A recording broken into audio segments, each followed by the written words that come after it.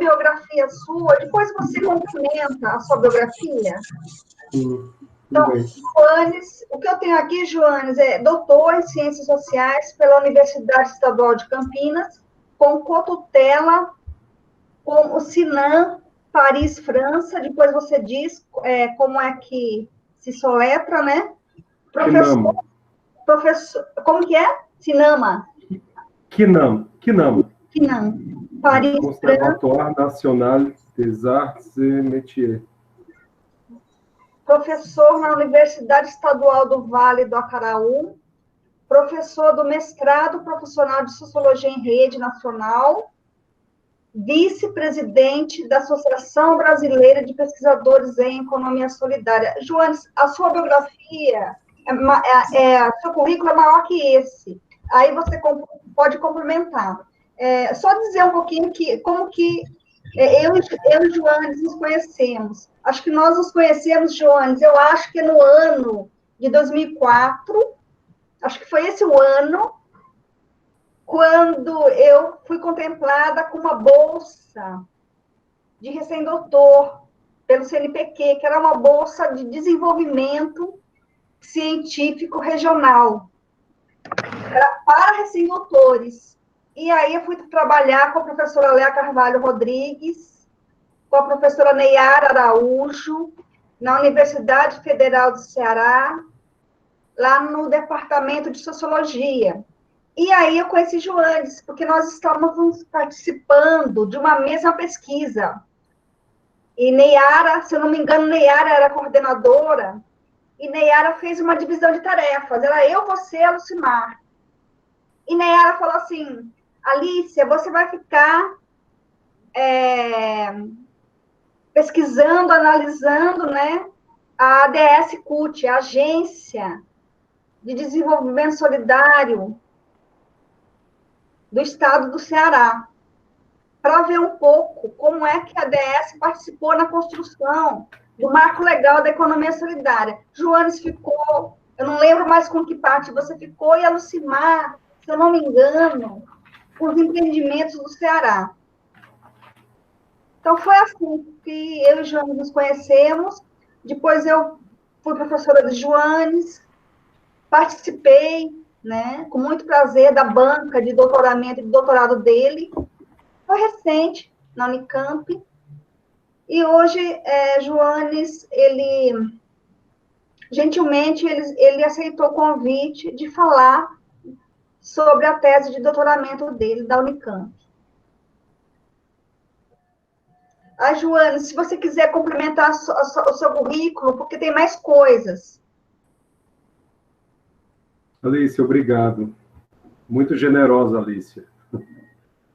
A Alícia participou de boa parte da minha formação, né, como pesquisador, como cientista social, e eu agradeço também a ela por isso. Aproveito a oportunidade, né, para agradecê-la por isso e também para agradecê-la pelo convite, para a gente conversar hoje aqui sobre economia solidária, sobre questões que dizem respeito ao marco jurídico da economia solidária.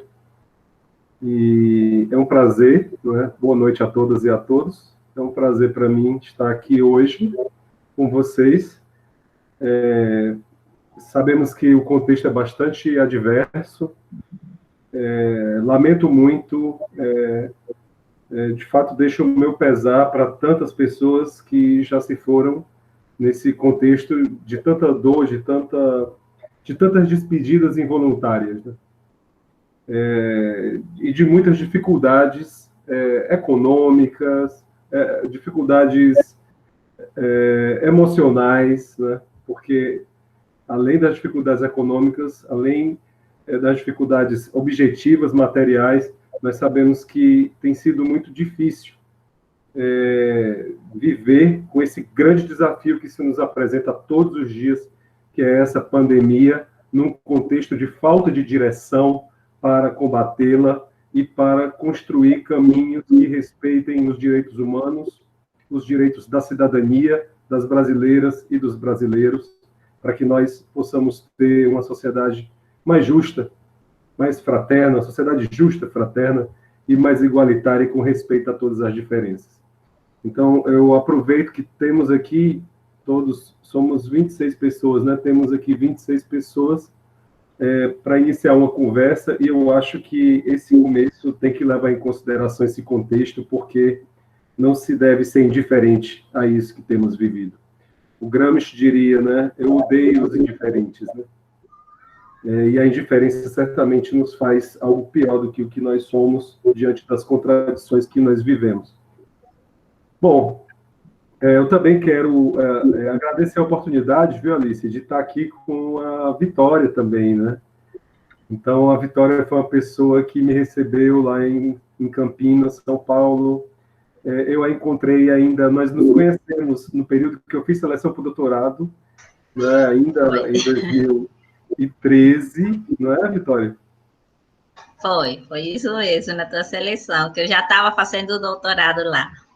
Isso, a Vitória já fazia o doutorado em Ciências Sociais, e foi por intermédio da professora Alicia que eu conheci a Vitória, né, a professora Vitória. E daí fomos colegas, não na mesma turma, mas num período, acho que de uns 3 anos, né, Vitória, ainda no doutorado em Ciências Sociais. E hoje também é uma satisfação muito grande estar aqui com você, tá certo? Obrigada, João. Obrigada. Bom, a Alicia falou a respeito dessas questões de currículo, né? Bom, eu não tenho mais nada a acrescentar, eu acho, Alicia. Eu fiz graduação em Ciências Sociais, né? Eu sou bacharel e licenciado em Ciências Sociais, gente. Então, para mim, tem muita importância essa relação entre docência e pesquisa. Para mim, isso é inseparável, até porque acho que a minha formação na graduação em Ciências Sociais me possibilitou ver que um professor não se faz sem pesquisa.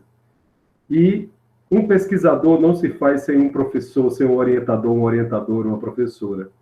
Então, acho que o processo da docência e o processo da pesquisa, eles se complementam, eles se fundem até, para nos formar professoras, professores, pesquisadoras, pesquisadores, nos mais diversos ramos da atividade da docência, da pesquisa, no direito, nas ciências sociais, na sociologia, na antropologia, na ciência política, na filosofia, seja em que área for, né? Então, acho que essa minha formação me ajudou muito a ter essa sensibilidade, a desenvolver em mim essa perspectiva também. Fiz mestrado em Sociologia na UFC, na Universidade Federal do Ceará, a Alicia falou bem aí um pouco da trajetória, onde eu fiz pesquisa sobre o trabalho dos agentes de Cáritas para o desenvolvimento da economia popular solidária no Ceará. E no doutorado, eu estudei o processo de regulação da economia solidária no Brasil. O que é a regulação? A regulação é o processo pelo qual a economia solidária é incorporada pelo Estado como lei, como órgão, como programa de políticas públicas voltadas, digamos assim, para as atividades que são nomeadas assim, como economia solidária. Bom, acho que uma ressalva inicial que eu devo fazer é que existem vários nomes para, digamos, fenômenos, né, que são identificados como economia solidária. Economia social solidária, economia popular solidária, economia dos setores populares, economia solidária e autogestionária. Então, nós temos uma série de nomes. Tem uma pesquisadora que fez doutorado em Ciências Sociais, também na Universidade Estadual de Campinas, chamada Noelle Lechat. E a Noelle Lechat, né, está aí até nas referências da minha tese também, me chegou, inclusive, pelos diálogos, né, que eu fiz com a Alicia, com a Leia Carvalho, que é também professora da Universidade Federal do Ceará, né, com outras pesquisadoras, outros pesquisadores, e ela, na sua tese, ela estudou a trajetória, digamos, de quadros políticos, de personalidades, não é, desse chamado campo da economia solidária,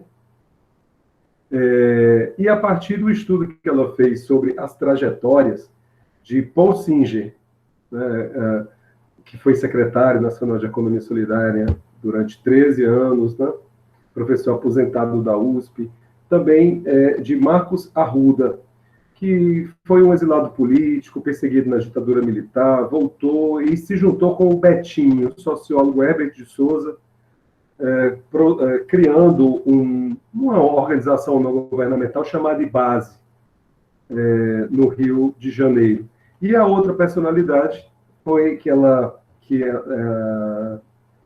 da qual ela pesquisou a trajetória nesse campo da economia solidária, foi um professor da universidade administrada pelos jesuítas, no Rio Grande do Sul, na cidade de São Leopoldo. São Leopoldo, é isso? Acho que é. Acho que sim. Você está falando de quem, Joanes? Geiger. Ah, São Leopoldo. São Leopoldo, né? Unicinos, né? Unicinos. Exatamente. Então, Geiger é professor nessa universidade, na Unicinos, foi um dos que também teve aí sua trajetória, digamos assim, analisada aí pela Noelle Lechar. E tanto o Geiger quanto o Marcos Arruda, quanto o Singer tinham visões diferenciadas sobre a economia solidária. Mas, mais do que eles, haviam outros atores, outros setores, para além da universidade, para além do Partido dos Trabalhadores, ao qual o Paul Singer pertencia, né? Para além das organizações não governamentais, como é o caso do IBASE, que tinha também concepções distintas, que se encontravam em determinados pontos, né? Se encontravam em relação a uma proposta que, ora, era posta como alternativa ao desemprego. Imagine isso nos anos 90, não? Com o neoliberalismo chegando com mais força no Brasil.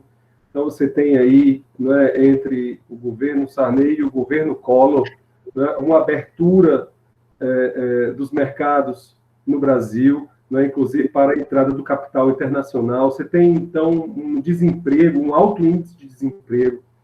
E você tem também uma fragilização da proteção social, né? Porque o neoliberalismo foca, né, o seu interesse, inclusive, em busca do Estado para acessar os recursos públicos para os seus interesses, para garantir seus projetos. Então, o neoliberalismo prevê o Estado mínimo para o conjunto dos cidadãos, para os mais pobres, para a população daquele país. Mas, para ele, o Estado tem que ser máximo, né? Tem que servir a ele, tem que estar disponível para ele acessar os recursos. Então, nesse sentido, a economia solidária, como uma alternativa ao desemprego, vai se desenhando no Brasil, nesse contexto de neoliberalismo.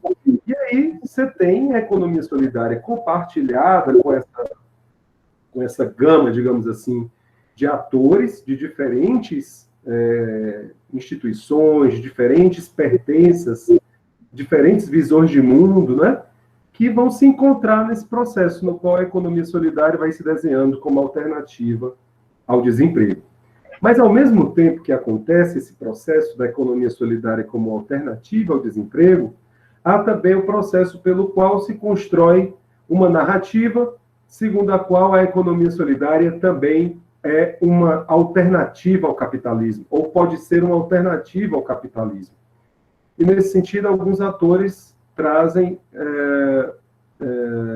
digamos assim, na sua atuação, uma tentativa de tornar o modo de produção, de distribuição, baseado na solidariedade, na cooperação, não é? E também, cada vez mais, voltado para a proteção do meio ambiente, como um projeto, digamos assim, um projeto político de transformação social.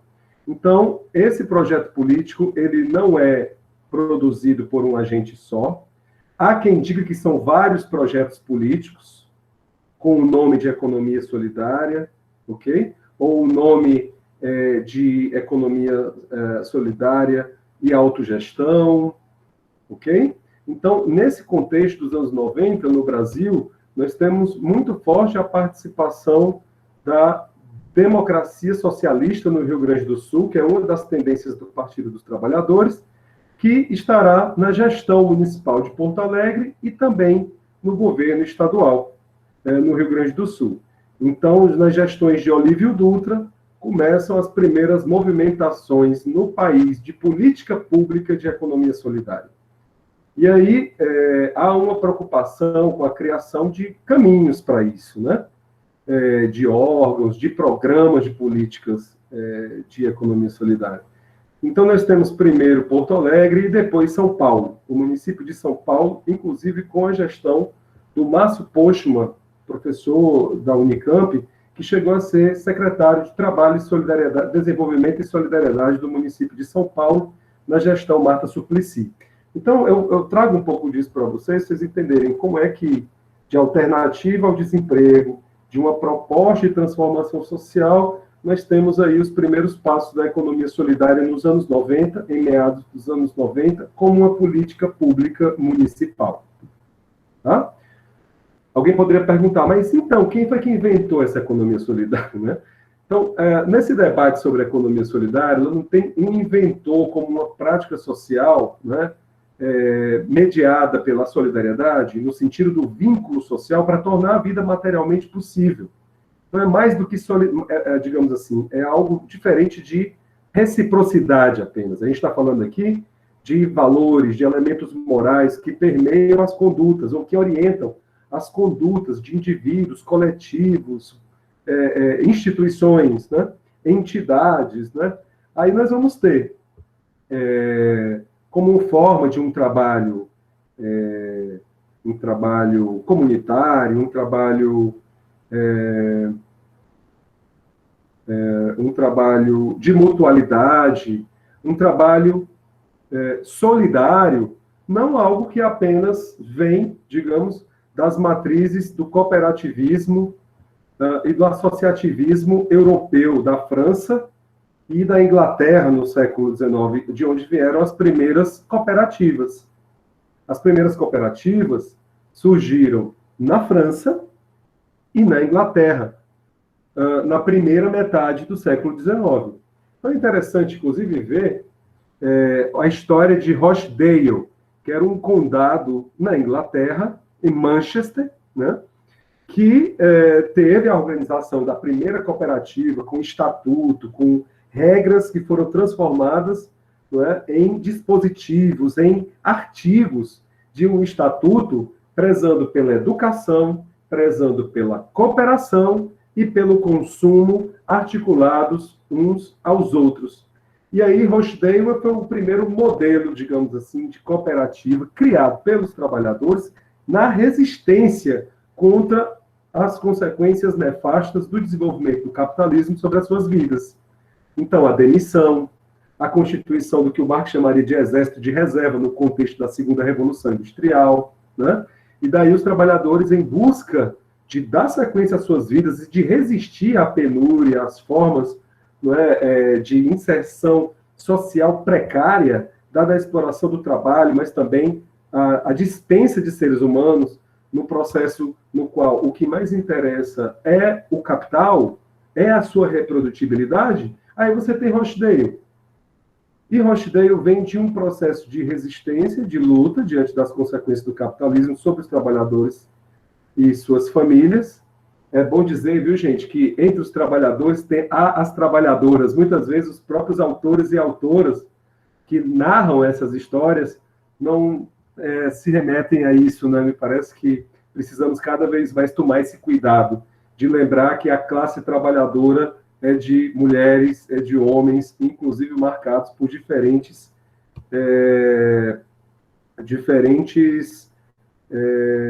aspectos que envolvem o debate sobre gênero, inclusive orientação sexual também. Bom, mas falando daquela cooperativa, né, na primeira metade do século XIX, você tinha ali uma organização criada pelos trabalhadores para lutar pela sua sobrevivência, mas também pela sua autonomia, pela sua liberdade, diante das opressões, né, diante do poder econômico opressor dos próprios patrões. E, nesse sentido, Rochdale nasce com apoio do sindicato. Então, o sindicato ele tem essa entidade, essa organização composta por trabalhadores e trabalhadoras, no caso, né, organizados, na luta entre capital e trabalho, na luta privada, na esfera privada, inclusive, entre trabalhadores, trabalhadoras e patrões, surge uma forma, não é, de trabalhar, de produzir, de distribuir, de consumir, atravessada por um eixo que é a educação, para manter a vida, assim, não é, autonomamente, a partir dessa luta, inclusive, dos sindicatos, pelos direitos dos trabalhadores espoliados, explorados pelos seus patrões, pelo capital, por eles representado. Então, é interessante perceber como você tem, como nós observamos, uma matriz da economia solidária que tem fundamento no cooperativismo.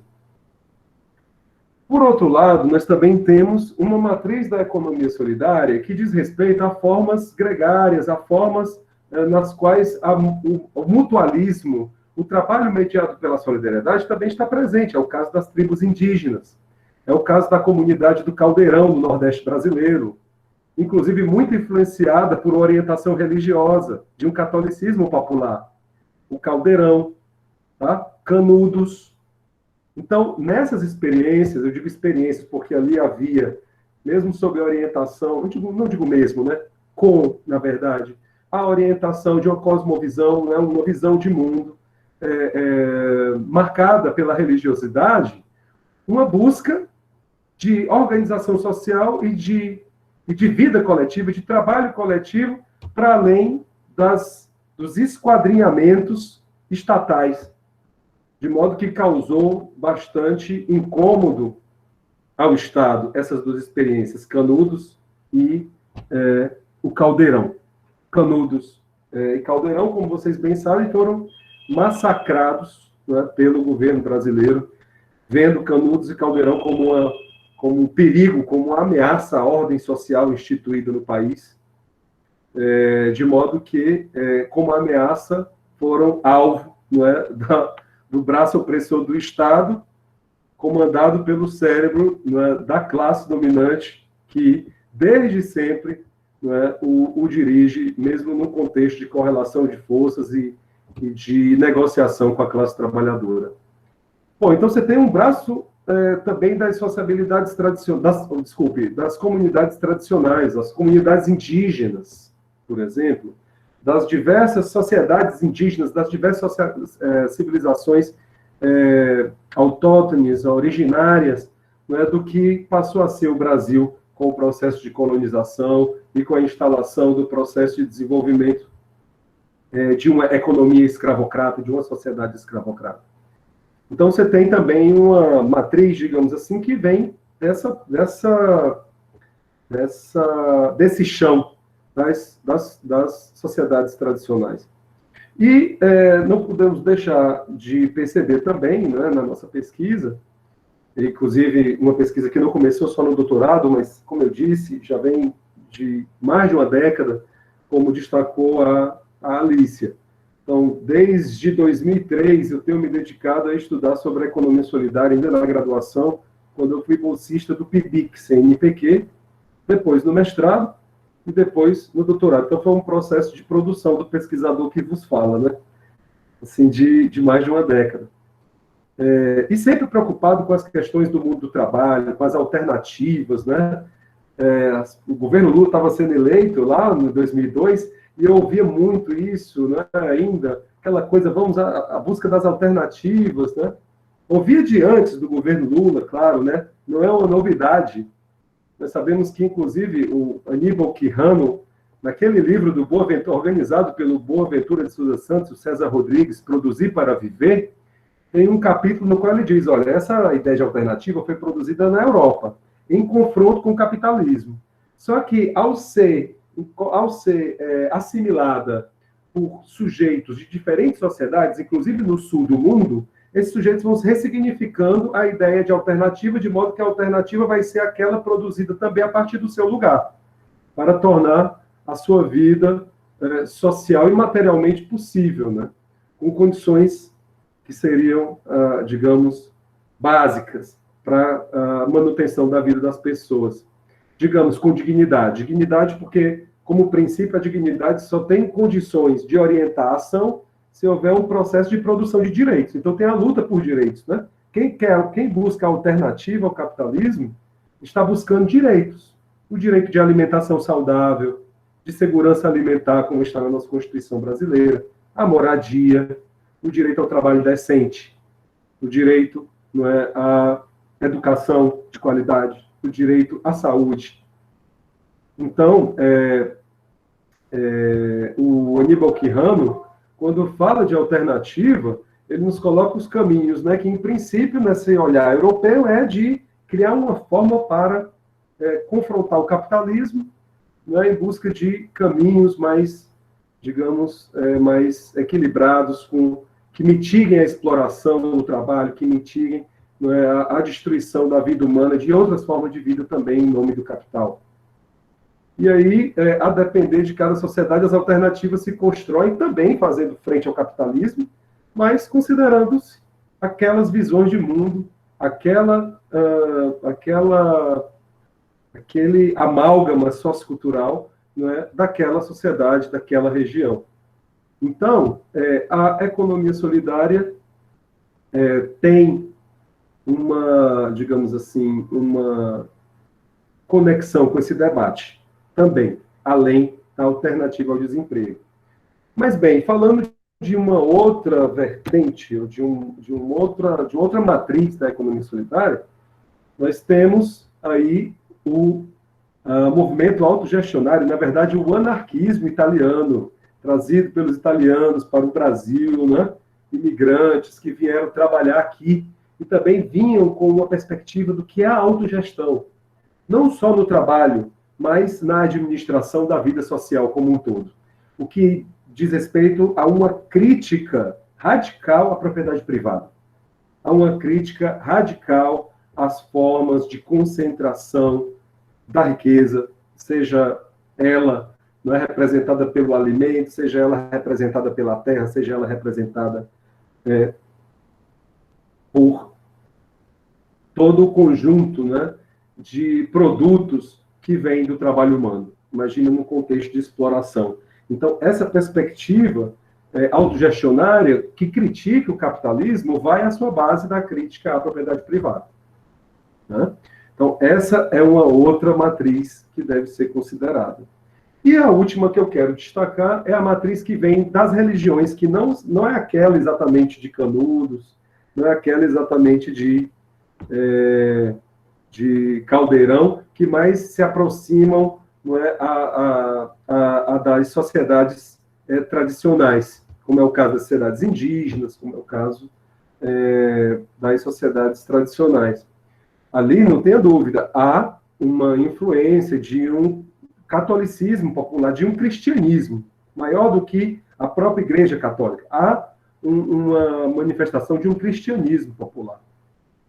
O que fala agora é diferente disso. O que fala agora é de instituição, do peso institucional da grande, diversa e adversa Igreja Católica, com diversos setores, diversas orientações, com diversos grupos que disputam a orientação doutrinária, a orientação política da Igreja Católica, dos seus rumos no mundo.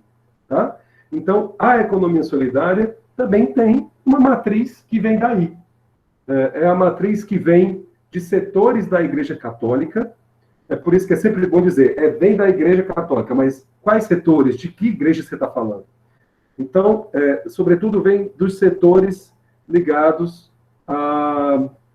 às obras sociais, ao cuidado com os pobres, né?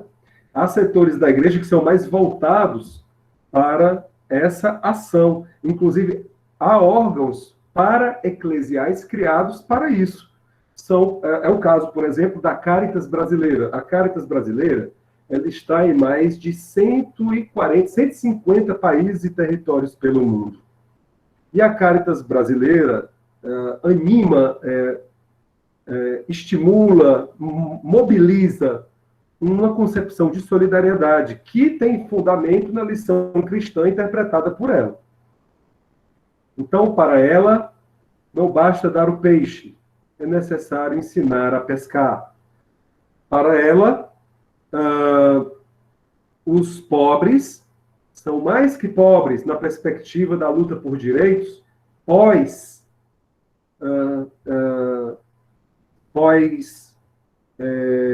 conferências episcopais de Medellín e Puebla, dos anos 50 aos anos 60, a Caritas, que no Brasil surgiu no ano de 1956, mas que no mundo surgiu no começo do século XX na Europa, passa então a olhar para os pobres numa perspectiva de assistência, uma perspectiva de atenção aos pobres, porque os pobres são o público preferencial da igreja, conforme os documentos dessas duas grandes conferências episcopais que aconteceram na América Latina. Só que na medida em que os países que tiveram processos ditatoriais de instalação de regimes militares estão em luta, inclusive pela abertura democrática, a Caritas, que até então operava com cuidada assistência, inclusive com distribuição de alimentos doados pelos Estados Unidos, como uma estratégia, inclusive, de conter o avanço do que se dizia ser o avanço do comunismo, né, no Brasil, na América Latina, também vai passar por uma guinada nesse processo, digamos, de luta contra a ditadura e de redemocratização. Então, dos anos 70 para 80, vamos pegar o caso do Brasil, por exemplo, a Caritas começa a nomear os pobres de excluídos. Quem é o excluído? Quem é a excluída?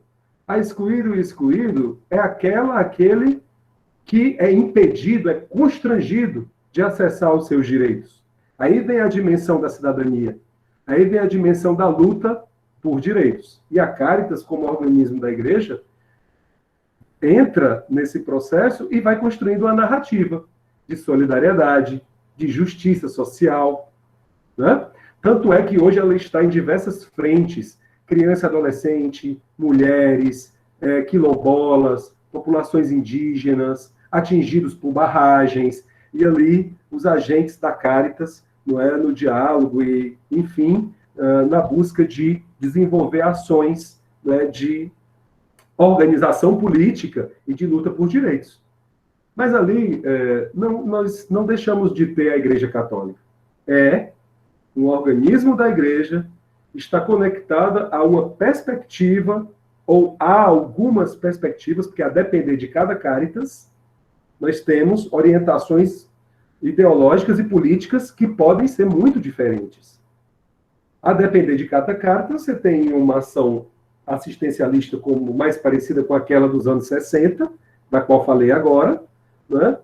Ou você tem uma ação mais ligada aos movimentos sociais, às organizações da sociedade civil, né, na luta por direitos. E, nesse contexto de mudança de atuação da Caritas no Brasil, o pobre, né, a pessoa pobre, definida como pobre, é aquele que tem que ser cuidado, que não é capaz de se administrar, deve ser administrado, cuidado, o que é desempenhado pela igreja na sua função histórica de cuidar dos necessitados, do próximo, no sentido daquele que sofre e que está, inclusive, fisicamente mais próximo. Então, essa perspectiva dá lugar, na Caritas brasileira, à perspectiva do excluído, do pobre ao excluído. E o excluído, gente, tem um grito, vocês já ouviram falar, o grito dos excluídos. Então, o grito dos excluídos virou um importante momento político que acontece todo ano no 7 de setembro do Brasil, e a Caritas, percebam, ela é um dos mais importantes agentes de organização do grito dos excluídos no Brasil. Então, o grito dos excluídos tem uma conexão muito íntima com a própria Caritas, né? E o excluído não é mais aquele que é incapaz de se administrar. Agora, ele pode se administrar. Agora há o entendimento de que ele é capaz. Os excluídos são capazes. Eles gritam. O grito é dos excluídos. De modo que a perspectiva não é mais de cuidar dos pobres apenas, mas é de assessorar, prestar assistência, inclusive técnica, inclusive assistência para a organização de atividades econômicas que começam com os projetos alternativos comunitários, ainda nos anos 70, e que nos anos 80 para 90, aliás, nos anos 90, não será mais chamado de PAC, projeto alternativo comunitário. Será chamado de economia popular solidária. Tá? Então, nesse sentido, a Caritas, ela vem, não é, do setor das obras sociais da igreja, do trabalho assistencialista, e ela própria, nos anos 90, vai fazer a crítica, digamos, ao dar o peixe apenas. Então, assim, mais do que dar o peixe, agora é ensinar a pescar. Então, não é mais cuidar do pobre como um ser passivo, um agente passivo, mas junto com ele, junto com esse indivíduo, não é, que é construído como pobre, inclusive pelo não pobre, porque não é o pobre que se reconhece assim, eu sou pobre, eu tenho uma identidade pobre. Não. As pessoas pobres, assim chamadas por nós como pobres, elas são produzidas pelos não pobres. Então, há um processo cognoscível de atribuição de sentido a esse agente, não como agente, mas como alguém que deve ser ajudado, alguém que é incapaz de se administrar a si mesmo. Então, veja o texto do Zimmel, El Pobre. O Zimmel explica bem esse processo. E o livro de Neara Araújo, que foi, inclusive, minha orientadora no mestrado, chamado A História... Desculpe. A Miséria e os Dias, a História Social da Mendicância no Ceará. A Miséria e os Dias, a História Social da Mendicância no Ceará, da Neara Araújo. Acho que lá ela explica bem, não é, com base no Zimmel, como acontece essa operação de construir o que nós nomeamos como pobre. Né? E aí, nesse processo do pobre, não é, ao popular, da economia popular solidária, temos o excluído, que não é mais aquele que fica parado, aquele incapaz, aquele que não é visto como capaz de se administrar, não é, de agir, não é? Mas é visto agora como aquele que precisa de ajuda, mas pode agir junto com aquele que tem, digamos, a orientação, a diretriz, o dever, o papel de ajudá-lo. E aí, nesse sentido, nós teremos do pobre, o excluído e o popular. O popular ligado às lutas sociais e às lutas, inclusive, que se organizaram em movimentos sociais, partidos políticos. E é muito interessante quando a Caritas começa a dizer que o Projeto Alternativo Comunitário, PAC, é economia popular solidária, porque foi justamente quando o governo do Rio Grande do Sul, a partir da Prefeitura de Porto Alegre, né, na década de 90, meados dos anos 90, o grupo que estava ali era um grupo ligado ao Partido dos Trabalhadores, havia ali uma frente, né? Era chamada de Frente Popular de Esquerda. E foi a Frente Popular de Esquerda, tanto na Prefeitura de Porto Alegre, como no governo do Rio Grande do Sul, que deu início à economia solidária como política pública. E como era que era chamada pela democracia socialista, ligada ao Partido dos Trabalhadores? Economia popular solidária. Então, percebe-se que esse popular, não é, no mínimo, deve ser questionado na Caritas, não como algo que apenas se vincula às lutas sociais, mas como algo que está ligado aos primórdios da economia solidária, quando ela começa no Brasil como política pública, na esfera municipal inicialmente e depois estadual. Bom, eu optei por fazer isso, gente, por mostrar essas diferentes ligações, digamos assim, da economia solidária, para pensarmos agora elementos comuns em meio a essas diferenças. O que é que une esses agentes? Setores da igreja, e não só a Caritas, tá, gente? Pastorais, como a pastoral da criança, do adolescente, tá? Organizações não governamentais, muito influenciadas pela teologia da libertação, que muito influenciou a Caritas também nessa mudança do pobre ao excluído, tá certo? Então, a influência forte da teologia da libertação. Nós vamos ter várias organizações não governamentais que terão essa marca, digamos, de uma matriz religiosa da economia solidária. Então, a partir daí, o que é que eu observei? Diferentes matrizes da economia solidária. E no processo de construção de leis para a economia solidária, de órgãos para a economia solidária, de programa de políticas públicas para a economia solidária, essas matrizes se encontram.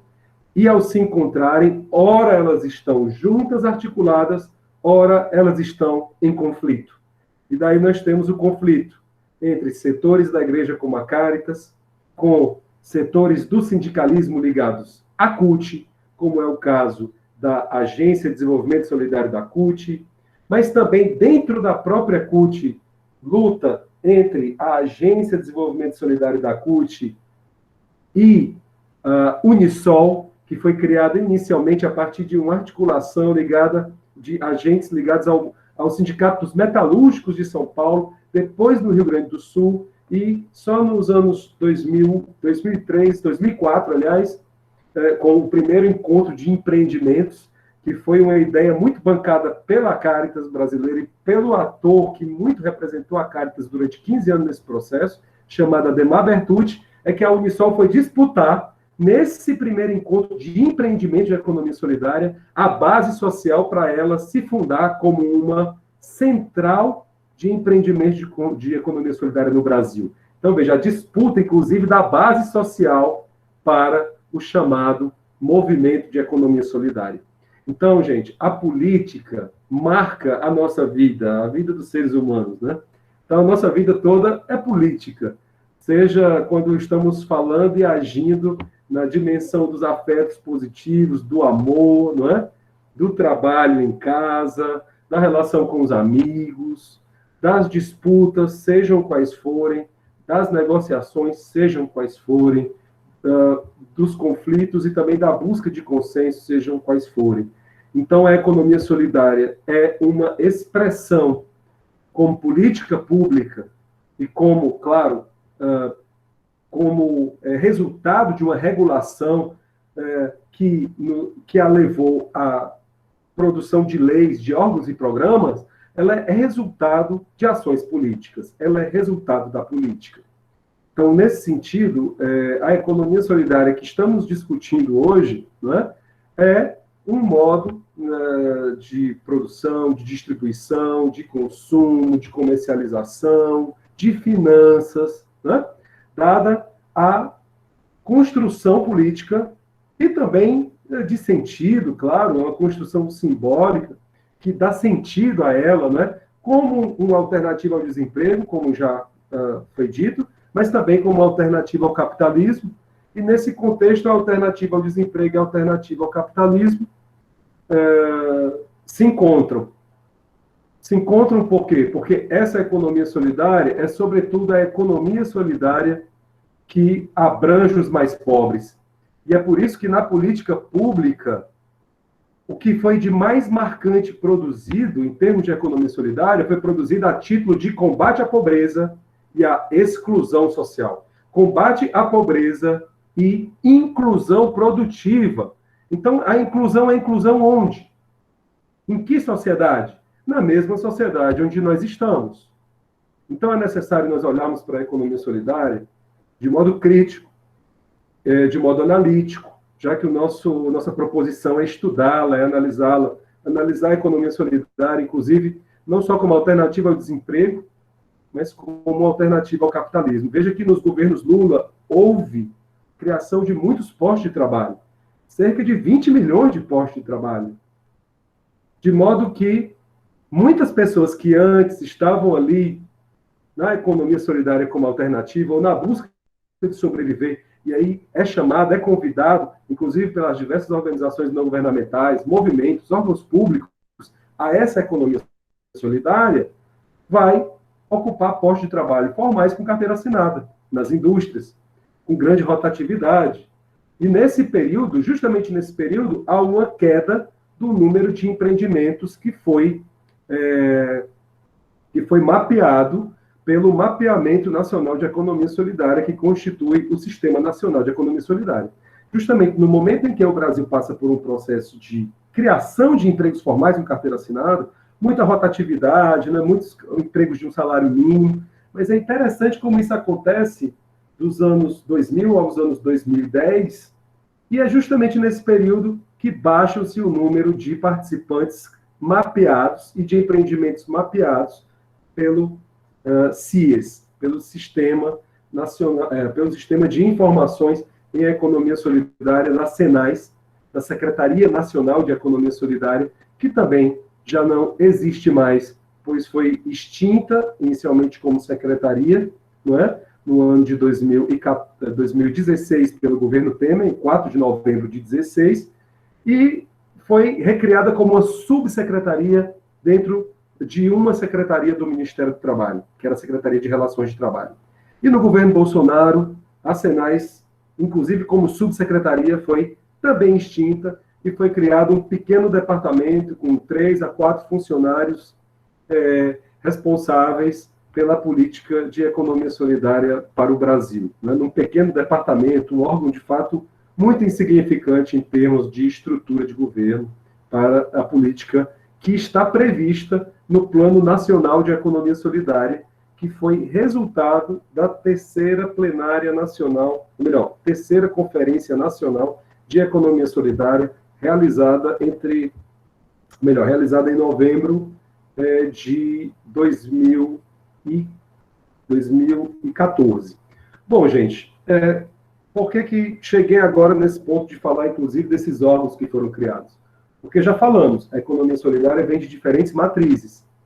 Essas matrizes, ora, estão conectadas, estão em consenso, estão articuladas em determinada posição. Vamos defender a solidariedade, é um dos princípios, um elemento que deve orientar nossa luta em prol da construção de uma política de economia solidária. Porque aí a economia solidária não é só mais uma alternativa ao desemprego. O lugar dela é, agora, para além da alternativa ao desemprego, o lugar de uma política pública de combate à pobreza e à exclusão social. Então, aumentam-se os empregos, diminuiu-se o número de empreendimentos de economia solidária, ainda há a defesa da economia solidária como uma outra economia, uma outra, significa uma contraposição paralela ao capitalismo, tá?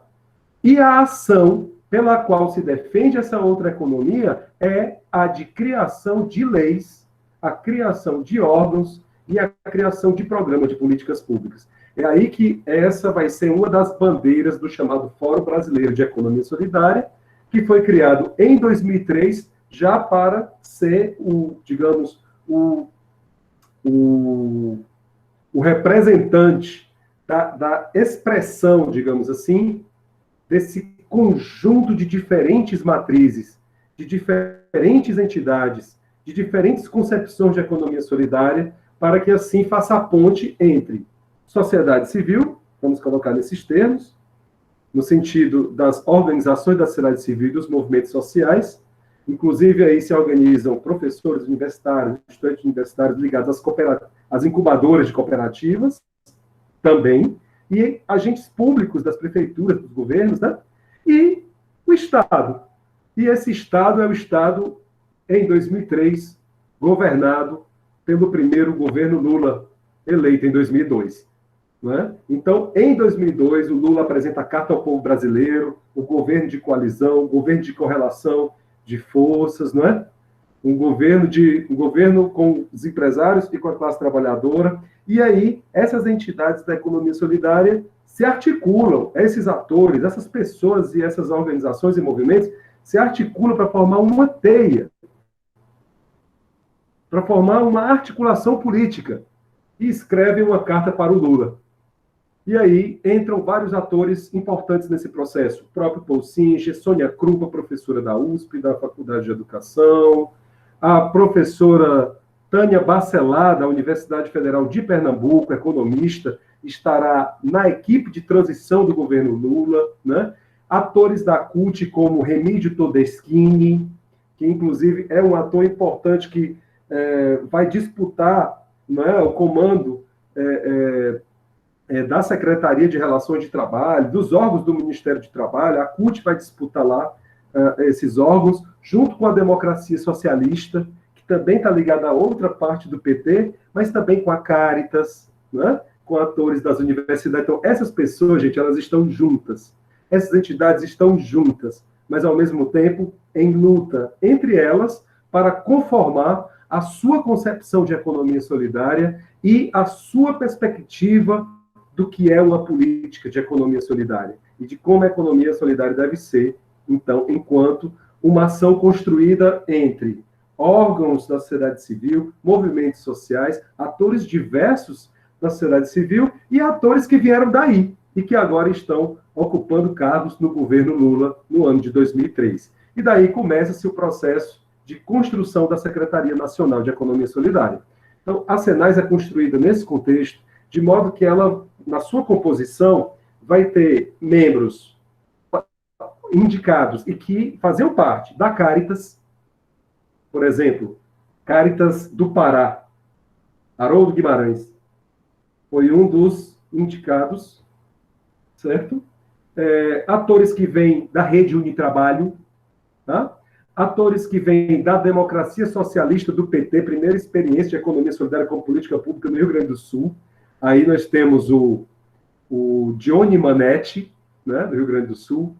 Nós temos atores que vieram da Rede Cearense de Socioeconomia Solidária, que foi, digamos, uma das primeiras articulações, né, políticas em defesa da economia solidária no Brasil, né, que foi organizada ali entre 2000 e 2003 no Ceará, com o nome de Rede Cearense de Socioeconomia Solidária, enquanto nos outros estados foram organizados os fóruns, né?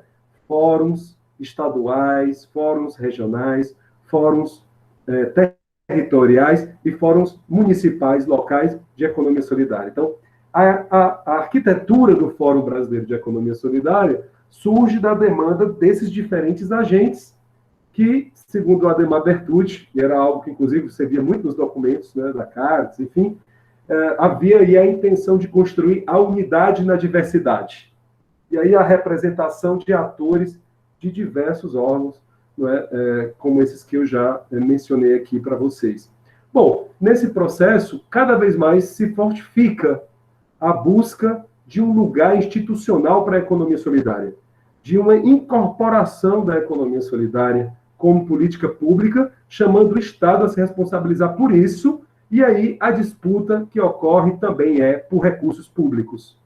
A disputa ocorre entre esses agentes e os super ricos, os bancos, os grandes industriais, os grandes empresários, né, que acessam recursos públicos, inclusive por meio do BNDES, por meio dos bancos públicos, mas também, né, de outra forma, com as isenções, incentivos fiscais. Mas nessa luta, né, pela economia solidária como política pública, que também é uma luta pelos recursos públicos, esses atores acabam também lutando entre si, quando vão concorrendo aos editais para executar a política pública de economia solidária. E aí a disputa também se instala, digamos, entre os iguais, né, que também possuem, claro, suas especificidades, suas diferenças. Daí, o que eu percebi na pesquisa sobre o processo de regulação da economia solidária no Brasil? Que há, entre todas as matrizes, digamos, que possamos identificar de economia solidária nesse processo que eu estou trazendo para vocês, que estou, sobre o qual estou falando para vocês, há 3 matrizes que se sobressaem. Quais são? A matriz religiosa, que junta Caritas, uma série de organizações não governamentais e movimentos que compactuam com a Caritas, sobretudo essa dimensão da solidariedade fundamentada numa leitura cristã, matriz religiosa, tá? Temos também a matriz do socialismo autogestionário, essa matriz influenciada, não é, por essa herança da autogestão, inclusive muito presente no movimento de oposição sindical de São Paulo, que levou à criação da ANTEAG, a Agência Nacional de Trabalhadores e Trabalhadoras em Autogestão, muito também permeada a diretoria da ANTEAG por acadêmicos, né, por pessoas ligadas à luta política, e que atuam em frentes que não são apenas o movimento sindical. Então, outra matriz é a matriz do sindicalismo cultista. E aí temos a Unisol e a ADS, que, inclusive, dentro dessa própria matriz do sindicalismo cultista, também entravam em conflito na disputa, né, pela direção da economia solidária, digamos, nesse espectro cultista. Então, eu identifiquei na pesquisa essas 3 grandes matrizes: matriz religiosa, matriz do sindicalismo cultista e matriz do socialismo autogestionário. Essas matrizes dialogam, elas incorporam elementos umas das outras, ok? Mas elas funcionam com uma orientação que demarca determinados aspectos em um e outro não. Por exemplo, a autogestão, onde é que ela aparece como elemento, um elemento principal do discurso de defesa da economia solidária, na matriz do socialismo autogestionário. A solidariedade, onde é que ela aparece como um traço muito mais presente nos documentos, nas falas, na matriz religiosa. Tá? E o cooperativismo solidário, cooperativismo popular, onde é que aparece, não é,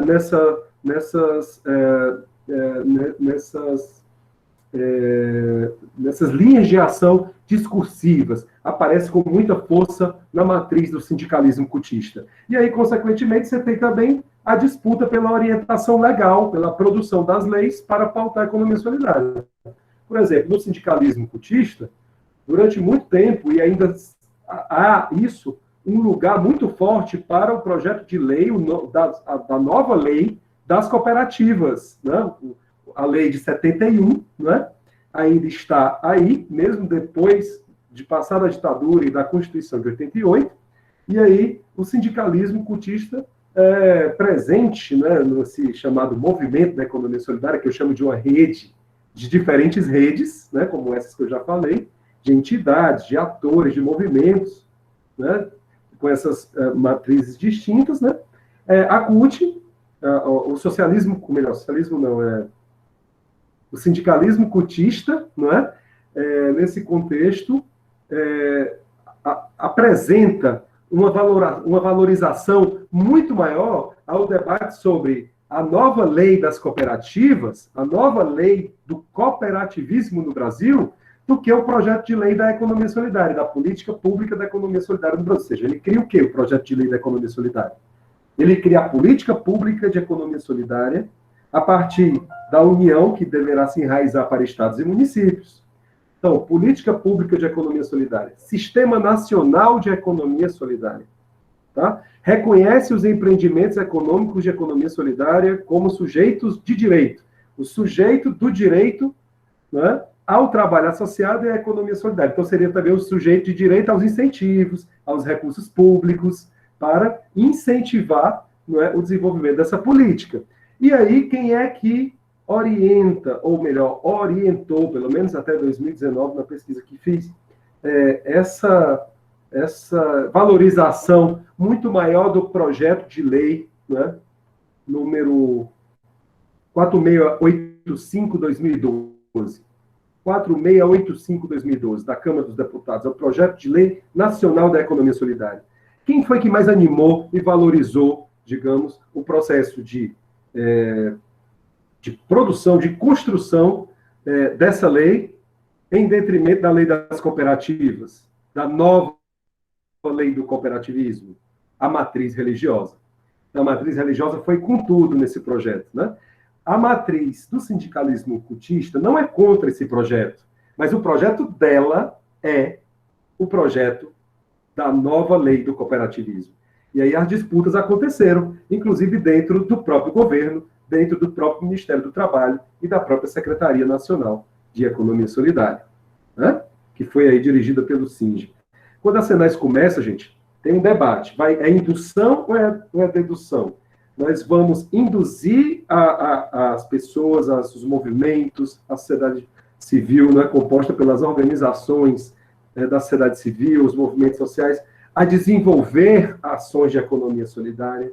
Assim, vamos induzir a desenvolver a economia solidária pelo Brasil, ou vamos esperar, né, as demandas, vamos aguardar as demandas vindas dos movimentos, das organizações. Isso também estava em disputa dentro da própria Senais. Lembre-se que quem ocupou até o fim da Senais os cargos eram pessoas que estavam ligadas a esses diferentes movimentos, a essas diferentes matrizes, tá? E que, à medida que o tempo passou, dos anos 2000 a 2010, houve uma conformação mais harmoniosa, de modo que o POLSINGE acabou conseguindo, digamos, unir aqueles atores que passaram a atuar de um modo mais uníssono, mas mesmo assim havendo divergências em pontos, inclusive que dizem respeito à produção dos editais, à produção dos termos de referência, que eram produzidos com diálogo, não é, numa mesa de debate, com lideranças da Caritas, lideranças da Unisol, né, lideranças depois do que foi criado em 2014, que foi a Unicopas. A Unicopas é a central, né, das centrais de empreendimento de economia solidária, do movimento de catadores, que é a Unicatadores, do movimento sindical cultista, que é a Unisol, ok? E também do movimento da agricultura familiar, dos trabalhadores agrícolas, rurais, ligados também à CONTAG, que é a outra parte da CUT também, que é a Unicafs. Então, Unicatadores, Unicafs, Unisol, ok? Unicatadores, Unicafs, Unisol, e, por último, a CONCRAB, Confederação das Cooperativas de Reforma Agrária do MSTO. Esses 4 atores vão se organizar para ganhar força política na disputa pelos recursos públicos, pela direção, não é, dos recursos públicos, né, para a economia solidária, sobretudo sob a orientação deles, justamente já fazendo uma disputa, inclusive dentro do próprio movimento da economia solidária, com a grande Caritas, que muito orientou na perspectiva valorativa, não é, da solidariedade, não é, e também na perspectiva política de inserção nos órgãos nesse processo de luta por direitos, na luta pelo direito ao trabalho associado à economia solidária. Então, você tem disputas internas e disputas externas, né? Então, quando a Dilma, governo Dilma, em 2015, contingenciou, foi o maior contingenciamento até então, depois do Plano Brasil Sem Miséria, né? Foi o maior recurso para a economia solidária, veio do Plano Brasil Sem Miséria, criado em 2011, né? Foi de 11 a 15, e aí a economia solidária foi realmente instalada como política de combate à pobreza e de exclusão social. Então, quando o Plano Brasil Sem Miséria se instala, você tem mais possibilidade de recurso para a economia solidária, embora muito desse recurso não tenha chegado lá. Porque uma coisa é orçamento, outra coisa é execução. Havia muitos problemas de execução desse orçamento. Até porque havia também atomização entre os próprios sujeitos e entidades e movimentos constitutivos do movimento de economia solidária. E aí, nesse processo, os atores, atrizes, movimentos, entidades, incubadoras de cooperativas se juntaram, muito ainda, digamos, digamos, sem conseguir, não é, o quanto de força política suficiente para barrar aquela situação, crise econômica internacional, o governo Dilma estava nessa situação, inclusive, no contingenciamento, e aí foi que se previu no horizonte o fim das Senais ainda no governo Dilma. O que foi concretizado realmente no governo Temer, e depois com o governo Bolsonaro, logo no primeiro dia do seu governo, a economia solidária já vira, dentro do governo federal, um pequeno departamento com 3 a 4 funcionários. Bom, esse processo, gente, é um processo de luta, de disputa, que é um processo da luta pelo direito à economia solidária e ao trabalho associado no Brasil, que eu pude identificar, que eu pude analisar na pesquisa que eu fiz, a partir dos eventos de economia solidária pelos quais eu circulei pelo Brasil, em 4 regiões do país, a partir das entrevistas que eu fiz em profundidade com lideranças desse processo, desde lá dos anos 90, né, que chegou ao Fórum Brasileiro de Economia Solidária e à Secretaria Nacional de Economia Solidária. Também lancei mão da análise dos documentos institucionais para chegar, né, nessas informações e nessa sistematização. Documentos do Estado, do governo federal, do Legislativo Federal, projetos de lei, documentos internos do Ministério do Trabalho, mas também documentos das entidades e dos movimentos que constituem essa rede de redes, chamada de Movimento de Economia Solidária. E foi a partir dessa abordagem, sobretudo qualitativa, mas também prezando pelos dados quantitativos, inclusive do Mapeamento Nacional de Economia Solidária, e questionando, inclusive, a produção desses dados na tese que eu produzi, que há também muitas incongruências nele. Vejam que foram classificados como empreendimento de economia solidária até a Associação de Primeiras Damas. Associação de Primeira Dama. Eu lembro disso, Joanes. Entidade beneficente, caritativa, de espíritas, de evangélicos, que não tinham, não porque são espíritas que são evangélicos, não é nada disso, mas que não tinham nenhuma vinculação com os princípios que estavam lá na política pública de economia solidária. A solidariedade, a cooperação, não é? A preservação do meio ambiente. Ok, gente? Então, não era isso. E, mesmo assim, foram ali mapeadas como economia solidária. Então, é importante a gente olhar para a economia solidária nesse contexto, por exemplo, da luta pelo direito à economia solidária e ao trabalho associado, de modo crítico, analítico. A economia solidária não é uma economia diabólica, digamos assim, que veio para destruir o planeta, desarticular os trabalhadores, e que isso será o fim da classe trabalhadora. Mas, por outro lado, a economia solidária também não é uma economia santa para gente santa. A economia solidária envolve muita política, muitas disputas, inclusive, de concepção do que é economia solidária, e também do que é a economia solidária como política pública. Disputa por recursos públicos, inclusive, e não só disputa entre o movimento de economia solidária e os grandes super ricos brasileiros e internacionais, que acessam os recursos públicos brasileiros, mas uma disputa também entre as próprias entidades e movimentos, lideranças, inclusive, nessas entidades e movimentos, que constituem o chamado movimento de economia solidária no Brasil. Bom, eu destaquei para vocês a introdução do trabalho, o capítulo 3, que é o capítulo que trata pontualmente da análise do processo de produção, né, desses projetos de lei, tanto da Lei do Cooperativismo como da Lei Nacional de Economia Solidária, que eu dou atenção para esse, sobretudo, da Lei Nacional de Economia Solidária, mas outros projetos aparecem aí, como o projeto da Lei das Cooperativas de Trabalho, que foi, sobretudo, uma proposta do Fábio Sanches, que foi secretário adjunto de Economia Solidária, já para tentar combater as cooperativas falsas, as chamadas Copergatos, as cooperativas fraudulentas, né? Que, inclusive, em muitos municípios do Brasil, inclusive aí na Paraíba, como aqui no Ceará, se utilizaram de carro de som, de articulação com prefeitos, com governadores, na época da guerra fiscal, nos anos 90, para atrair os trabalhadores desempregados, famintos, sofrendo com a falta de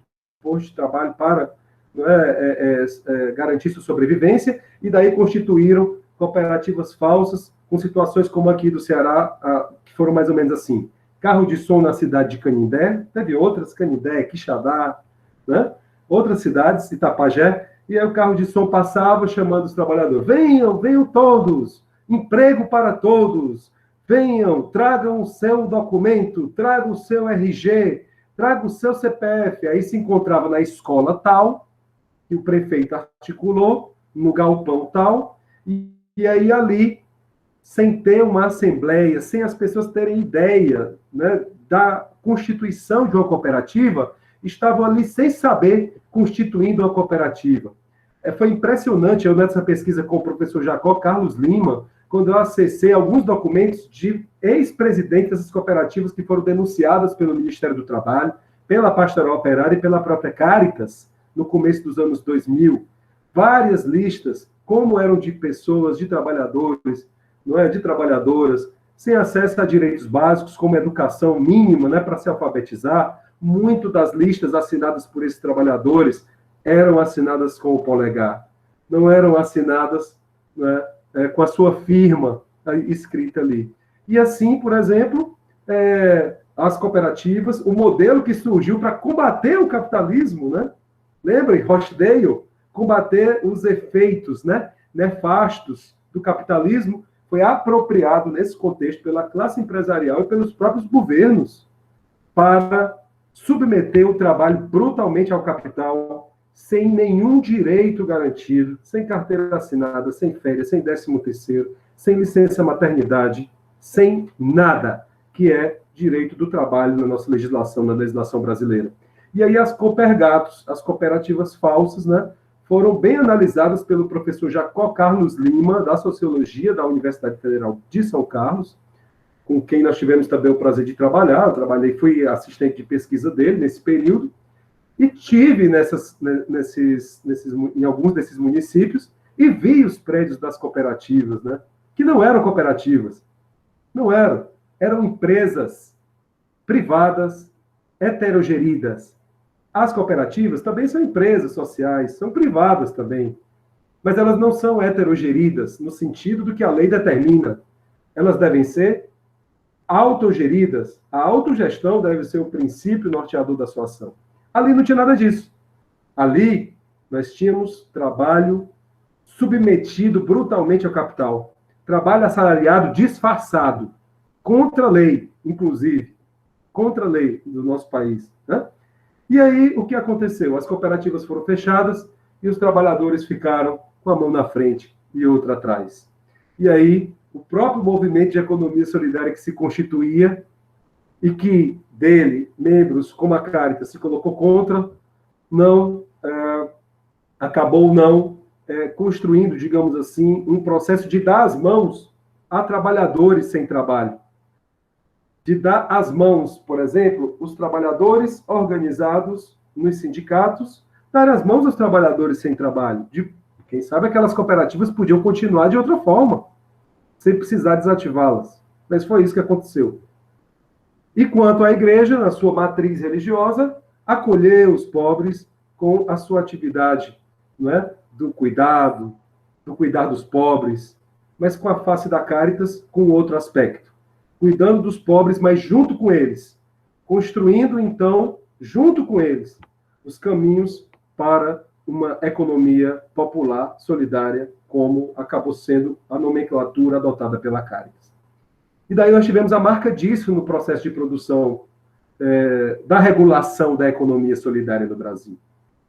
Então, essa regulação, que faz da economia solidária mais do que um fato, um fenômeno sociocultural e político, faz desse fenômeno sociocultural e político leis, órgãos e programas, né? A regulação acaba marcada por esses fatos, acaba marcada pelas disputas, acaba marcada pelo processo de aproximação e distanciamento entre as matrizes discursivas, como diz o Eder Sader. Ele é o autor desse conceito, não sou eu, tá, gente? Ele me inspirou. Ele fez uma belíssima tese de doutorado sobre o processo de redemocratização a partir dos de baixo, da luta pelos movimentos de bairro, dos movimentos ligados à teologia da libertação, ligados aos sindicatos, né? As oposições sindicais, inclusive, os movimentos, digamos, mais autonomistas, né? Que lutavam ali justamente pelos seus direitos, por uma sociedade democrática, não é, que não se tinha naquele momento. E ali, naquele contexto, o Eder Sader diz que, fala, né, que novos atores entraram em cena. Então, a matriz discursiva, ela traz visão de mundo, crenças, valores que orientam as ações. Dentro dessas três grandes matrizes discursivas, a religiosa, a do sindicalismo cultista e a do socialismo autogestionário, nós tivemos como resultado a Senais, o Fórum Brasileiro de Economia Solidária, a Senais, esses projetos de lei, então, analisados nessa tese, e, enfim, essa conformação que acabou tendo a economia solidária no nosso país como política pública de combate à pobreza e exclusão social. Gente, eu agradeço a vocês pela audição. Eu vi que o tempo passou demais, né? Passou bastante. Mas, enfim, eu espero ter contribuído e estou aqui para a gente conversar, para vocês colocarem as questões que vocês julgam necessárias, enfim. Muito obrigado. Joanes, eu agradeço, viu, pela belíssima exposição aí da trajetória da economia solidária no Brasil. Eu acho que a sua tese deve ser uma das poucas teses, ou a única, que aborda o marco legal da economia solidária no Brasil. Então, nós agradecemos. E agora, pessoal, a gente vai abrir, eu acho que pode ativar o microfone para vocês mesmos fazerem as questões aí, as perguntas para Joanes. Alicia, tem pergunta aqui que colocaram no chat. É assim, é uma pergunta de Vanessa Alcântara. Como são assistidos os cooperados pelo INSS?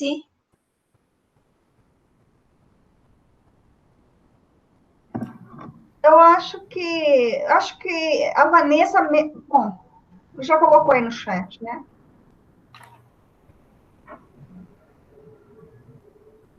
Mas acho que está aberto o microfone para mais alguém quiser fazer perguntas, né? E aí depois Joanes responde, né? A um grupo, né, de perguntas. Boa noite, eu gostaria de fazer uma pergunta, estão me ouvindo? Boa noite. A minha dúvida é quando a economia solidária passa a ser uma ferramenta do Estado, se isso não torna ela uma ferramenta do capital, do capitalismo, já que ela se mostra ou é criada como alternativa ao capital. Como é o seu nome? Eric, né? Eric, isso.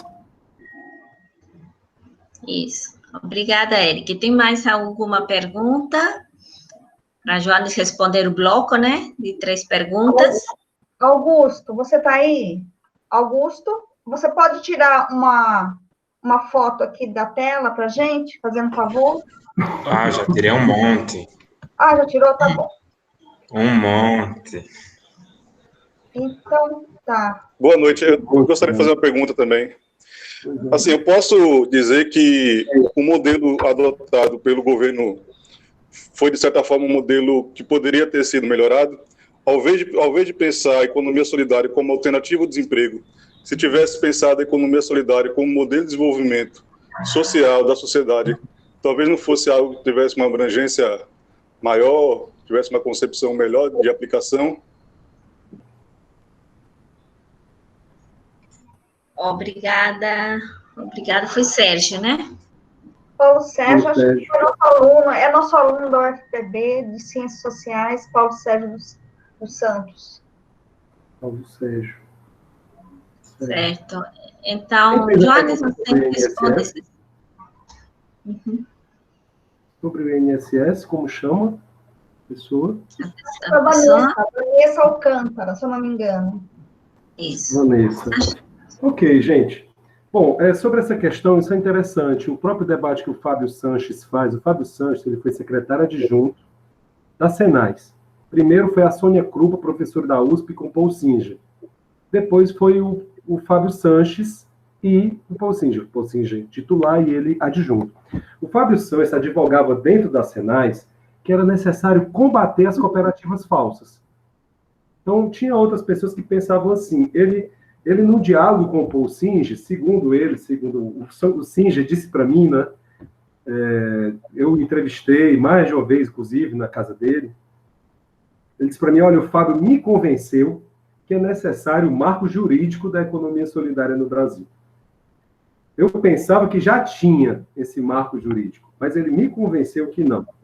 E ele também argumentou aqui que as cooperativas falsas, né, elas se apropriam das pessoas, da vida das pessoas que estão na informalidade, e aí exploram ao máximo o seu trabalho. Exploram ao máximo o seu trabalho, não tem nenhum direito. De modo que é necessário proteger essas pessoas. Qual foi o caminho para proteger? Qual foi o caminho? Foi regular as cooperativas de trabalho. Sobretudo, a cooperativa de trabalho é a cooperativa que presta serviço ao contratante. Por exemplo, aquelas cooperativas que eu estava falando para vocês, lá em Canindé, no Ceará, gente, eram 5 galpões de cooperativas, cada um com cerca de 1.000 pessoas. Então, imagina, o patrão estava aí com mais ou menos 5.000 operários que não eram operários dele, né? Porque ele não estava contratando. Só que, na prática, havia uma relação de submissão. Havia uma relação que caracterizava o contrato de trabalho. Aquelas pessoas estavam submetidas ao dono da matéria-prima, à gestão, né, daqueles processos. Os presidentes das cooperativas, eles eram indicados, né, a partir de quê? De uma negociação com a empresa, que veio do Rio Grande do Sul para o Ceará, de calçados, e com agentes políticos locais, né? Prefeito, tal, vereadores. Então, veja, o que acontecia aí nesse processo? Nesse processo, esses trabalhadores não tinham sequer o recolhimento da contribuição previdenciária. Não havia. Imagine, gente, eu estou falando de uma superexploração do trabalho. O David Harvey coloca isso nos termos da expoliação, né? Acumulação por expoliação. É de uma desumanidade brutal. Então, imagina, professor, mesmo com direitos trabalhistas, o capital explora o trabalho. Claro que sim, só que ele explora dentro desse elemento de civilidade aí, construído no pacto social, né? Garantir direitos, um processo de luta, de negociação. Imagina quando isso acontece, a revelia disso, contra isso, ou desprezando, driblando isso, na clandestinidade, na ilegalidade. Então, essa exploração ainda é muito mais brutal. Ele não tem direito nenhum, né? Então, a ideia do Fábio Sanches era fazer com que as cooperativas de trabalho, submetidas à lei de 2012 das cooperativas de trabalho, vocês podem buscar no Google, ficassem obrigadas a assinar a carteira dos seus empregados. Então você pensa, nossa, mas como é que pode? A gente é cooperativa, vamos assinar a carteira, vai ter que garantir os direitos. Como é que vamos fazer recolhimento do INSS? A gente já ganha tão pouco, imagine. Isso acaba virando um paradoxo. Que ao mesmo tempo que isso foi feito para impedir que os ricos, que os grandes empresários e governos explorem os mais pobres nesse tipo de contratação predatória, de cooperativa disfarçada, melhor, de trabalho assalariado disfarçado, de cooperativa falsa, né? A chamada Copergato. Por outro lado, há uma dificuldade para catadores, há uma dificuldade para catadoras, catadores, para outras categorias se organizarem e criarem suas cooperativas, porque vão ser obrigados a assinar carteira, porque vão ser obrigados a garantir os direitos trabalhistas conforme o contrato seletista. E também deverão realizar o recolhimento da contribuição previdenciária. Então, onde é que, nesse contexto, os trabalhadores das cooperativas podem ser segurados do INSS? Podem, inclusive, contribuir com o INSS. Eles podem contribuir como cooperativa. A própria lei das cooperativas prevê a proteção social aos trabalhadores, já para protegê-los da Copergato, embora acabe, paradoxalmente, gerando dificuldades para que os trabalhadores mais pobres criem suas cooperativas. Veja se vocês compreendem isso que eu estou falando, né? Se impede o mais rico, e a exploração, né, a contratação predatória por um lado, por outra, há também dificuldade. Quem mais reclamava disso era o Movimento Nacional dos Catadores de Material Reciclável, das catadoras e dos catadores de reciclável. Temos uma colega lá da Unicamp, a Vitória sabe quem é, a Ioli, que ela estudou a luta dos catadores lá no Rio Grande do Sul, né? Ela estudou o movimento de catadores lá. A luta desses catadores e catadoras, né, para que houvesse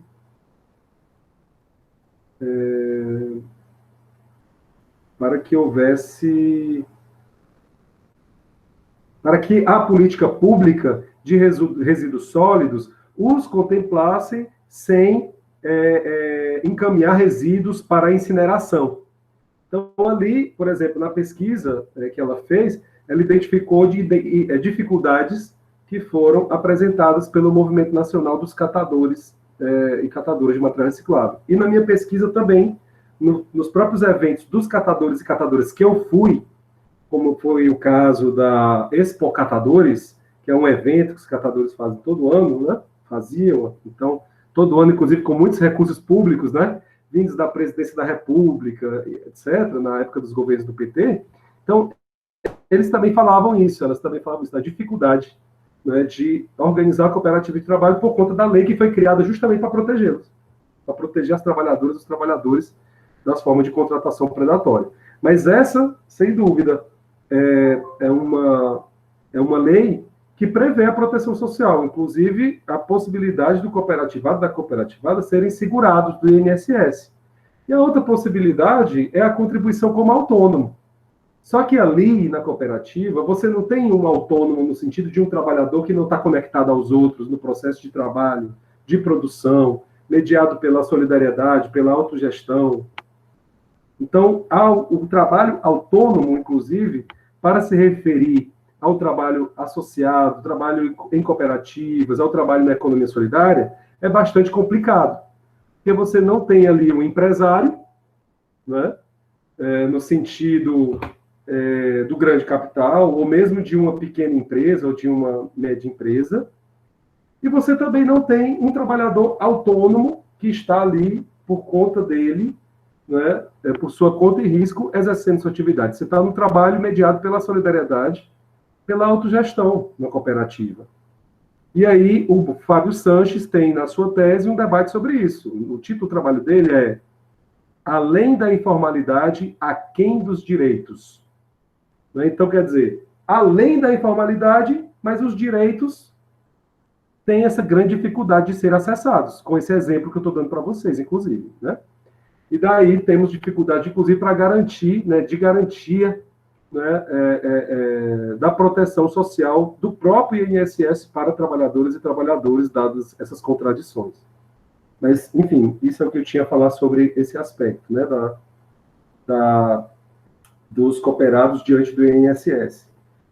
O Eric fala dessa contradição, não é possível, a economia solidária como uma ferramenta do Estado, ou seja, ela incorporada, institucionalizada, né, no Estado capitalista, né, ela não seria também não poderia ser uma alternativa para a própria continuidade do capitalismo, né? Ela seria como uma franja, aquela coisa, né? O combate à pobreza, à exclusão social. Não passa disso? Se não passa disso, o que é que seria a economia solidária numa sociedade capitalista nesse aspecto? Bom, na minha pesquisa eu percebi, inclusive analisando pesquisa que outros fizeram, que a economia solidária repercutiu positivamente na questão das relações de gênero, em diversos contextos. Relações entre homens, de gênero aqui, lidas como relações entre homens e mulheres, tá, gente? Relações de gênero no que diz respeito a homens. Ali é o Hector, não? Não é o Paulo ali? É o Paulo que está passando? É o Paulo, né? Bom, então, no que diz respeito à relação entre homens e mulheres, há experiências, inclusive com a rede de economia solidária e feminista, a RESF, né, muito positivas, né, de construção de relações mais igualitárias entre homens e mulheres, de crítica à divisão sexual do trabalho, de busca de relações solidárias que façam de homens e mulheres iguais no contexto das relações de trabalho, que são também relações de poder, que são também relações políticas, né? Então, tem positividades aí? Tem pesquisas que apontam coisas muito interessantes, tá? Como a pesquisa de colegas nossos lá da Unicamp, que nós acompanhamos no projeto temático da FAPESP de contradições do trabalho no Brasil atual. O trabalho da Daniele Mota, né? O trabalho da Carolina Scherfen, lá da Faculdade de Educação, também da Unicamp, e outros trabalhos que revelam resultados interessantes, não só em termos de relações de gênero entre homens e mulheres, porque aí, gente, questão LGBT é basicamente que deixada de lado, sobretudo por conta da dominância da matriz religiosa, muito expressada pela ação da Caritas e de outras organizações que são guiadas por ela. Então, o debate sobre LGBTfobia, o debate sobre violência de gênero contra homossexuais, contra transgênero, contra mulheres lésbicas, contra homens gays, isso basicamente não aparece. Basicamente não aparece. São pouquíssimos os setores que tocam nesse assunto, muito pouco. Inclusive, eu dediquei o quarto capítulo da minha tese para tratar disso, né? Quem são os sujeitos de direitos para os quais há a regulação da economia solidária? Quem são os sujeitos de direito para o qual haverá o direito à economia solidária e o trabalho associado nessa luta, né?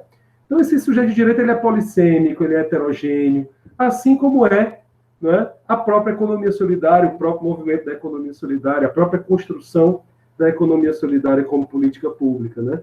Então, há avanços nesse aspecto, sobretudo em relações de gênero entre homens e mulheres, a crítica à divisão sexual do trabalho, o que não quer dizer que isso acabou, que isso não existe na economia solidária, existe sim, existe desigualdade de gênero no trabalho, na economia solidária. Isso foi identificado, inclusive, pela Carolina Chefei, no trabalho que eu acabei de mencionar aqui, que ela fez, tese de doutorado. Existe intolerância religiosa. Eu, na minha pesquisa de mestrado, gente, encontrei uma situação que era a seguinte: tinha os grupos organizados pela Caritas, e dentro desses grupos tinha orientação de evangélicos, de católicos, era uma orientação religiosa, cristã, institucional. E aí tinha, dentre esses grupos, um grupo de pessoas que eram bandistas, e que também eram católicas, né? Isso é muito comum. Bandistas que, ao mesmo tempo, são católicos por causa do sincretismo religioso, a gente sabe disso. E aí, a proposta desse grupo era de um empreendimento para a produção de artigos de Umbanda. Os demais grupos rechaçaram essa proposta. Disseram que não, artigo de Umbanda não, podia fazer qualquer coisa, menos artigo de Umbanda. Umbanda não. Aí eu perguntei, né? Eu estava vendo, né?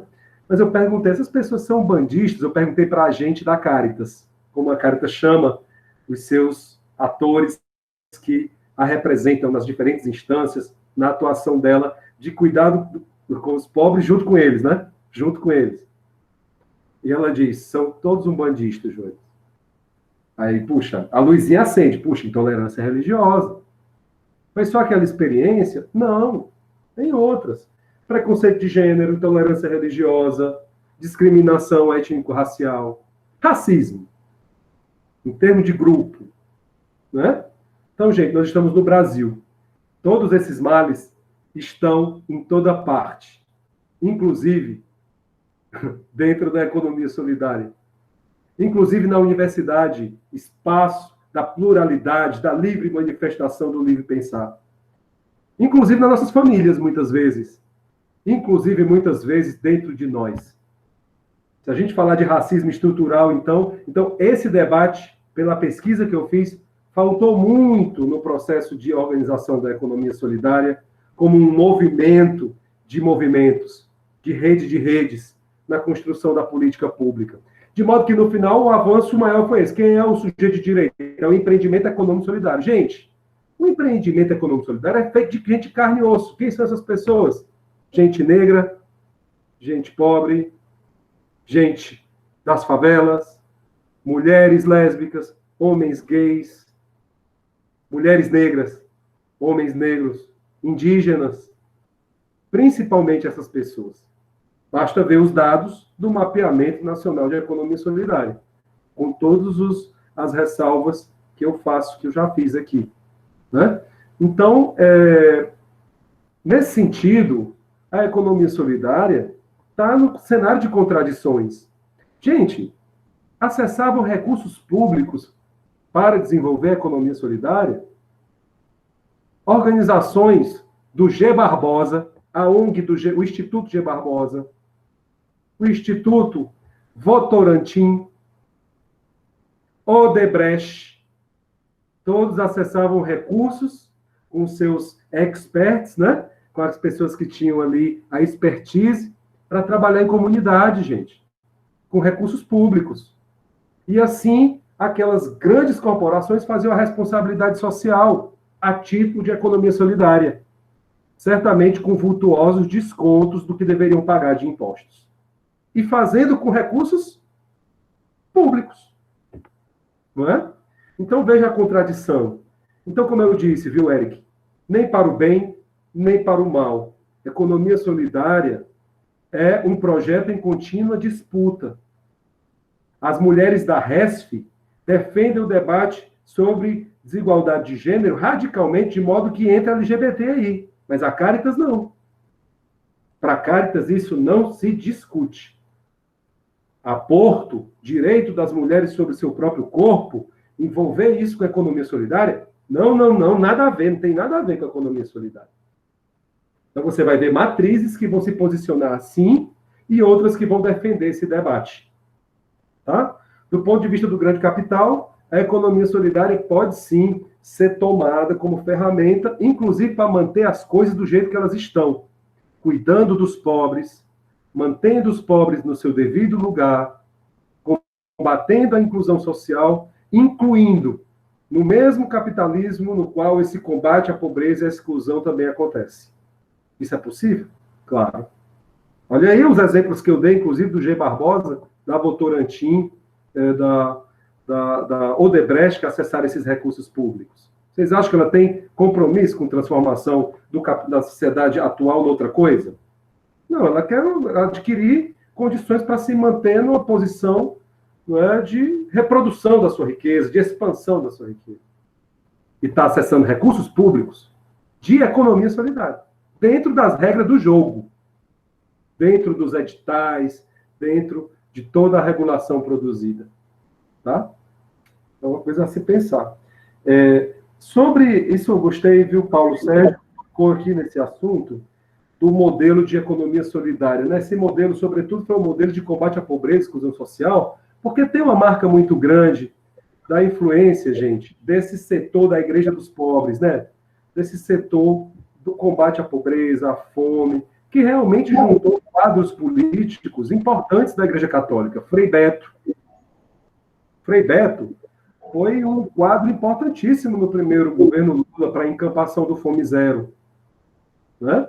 Então, não é à toa, o chamado progressismo católico estava bastante presente no governo Lula, na estruturação do Fome Zero, na estruturação das políticas de combate à pobreza, combate à fome e à exclusão social. Então, o governo Lula tem essa marca. O trabalho do André Ricardo de Souza, bem citado aí por mim na tese, né? O André Ricardo de Souza fez uma tese de doutorado sobre a relação entre igreja, Estado e política na economia. E nessa tese, ele abordou essas relações entre setores da igreja e o Estado, por meio do governo Lula, né? A partir do que se construiu essas ações de combate à pobreza e exclusão social. André Ricardo de Souza, o livro Os Laços entre Igreja, Governo e Economia Solidária. Né? Inclusive, eu e o Ricardo dialogam muito, porque na minha dissertação do mestrado, foi lá que eu vi, inclusive, esse horizonte do marco jurídico, né? Porque eu via que as entidades, os movimentos falavam muito, tem que ter a lei de economia solidária, tem que ter as políticas públicas, então eles demandavam leis próprias para a economia. Eles queriam que a economia solidária fosse incorporada como ação de Estado, como ação estatal, mas orientada pelos movimentos sociais, pelas entidades, nos espaços públicos. Conferências, conselhos. Por isso que, além da Senais e do Fórum Brasileiro, ambos criados em 2003, basicamente juntos, o Fórum Brasileiro para representar a sociedade civil organizada, a chamada sociedade civil organizada. Ou seja, o conjunto das entidades e movimentos, organismos de igreja e suas lideranças. De um lado, do outro lado, quem veio daí, inclusive do Partido dos Trabalhadores, agora está dentro do Estado, nas Senais. Então, o fórum deveria fazer essa ponte, né? Estado, sociedade. E, além do fórum, qual é o espaço no qual o fórum e o Estado vão sentar? Conselho Nacional de Economia Solidária. E assim, no enraizamento da política, o mesmo se pretendia com cada estado, com cada município. Tá? Então, nesse sentido, você tem uma luta para que a economia solidária seja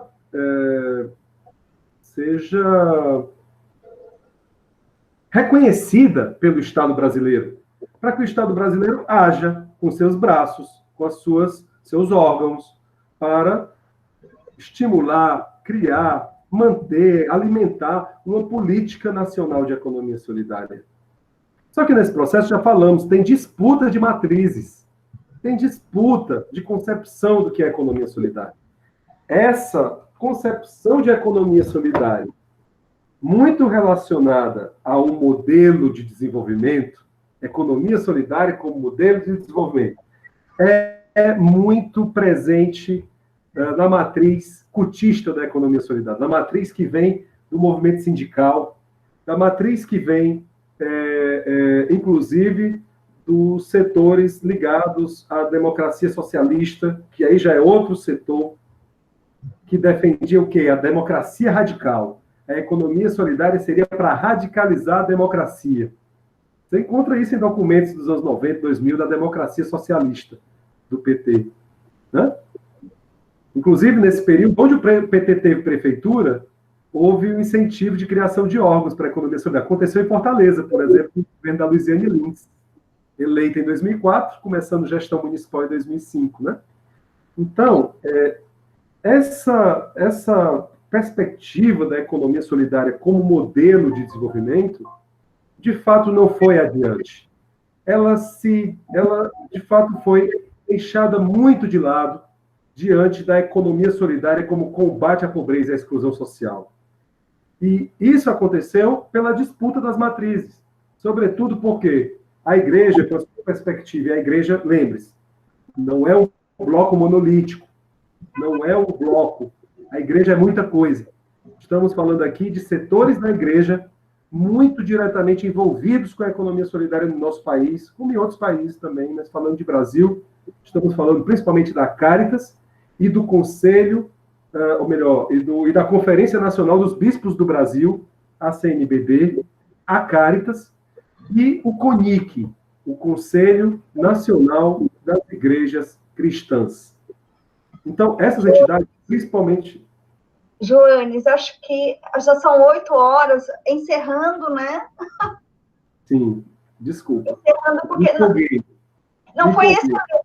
A aula foi excelente e a análise crítica que você faz da institucionalização da economia solidária no Brasil é um campo de disputa, é um campo de consenso, mas tem muita disputa, que eu acho que reflete um pouco, Joanes, aquilo que eles chamam, entre aspas, muito entre aspas, a esquerda no Brasil, entende? Muito entre aspas.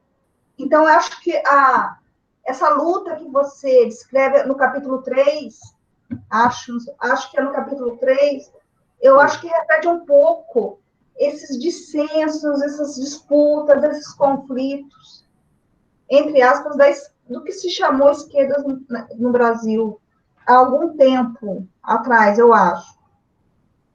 Bom, é complicado, né, assim, ser a esquerda, assim como a igreja, né? A gente sabe, né? Por exemplo, a esquerda poderíamos ser nós, né? Muito entre aspas. Muito entre aspas aí.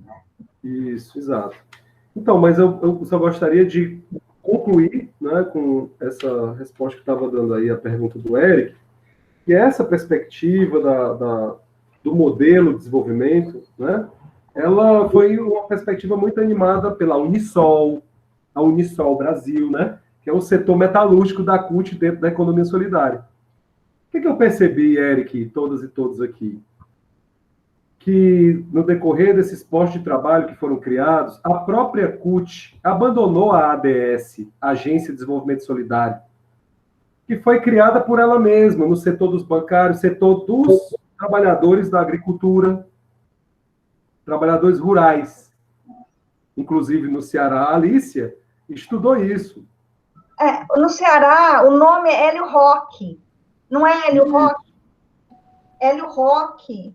Isso. Que era da ala rural da CUT. A ala rural da CUT, naquela época, em 2003, era fortíssima no Brasil.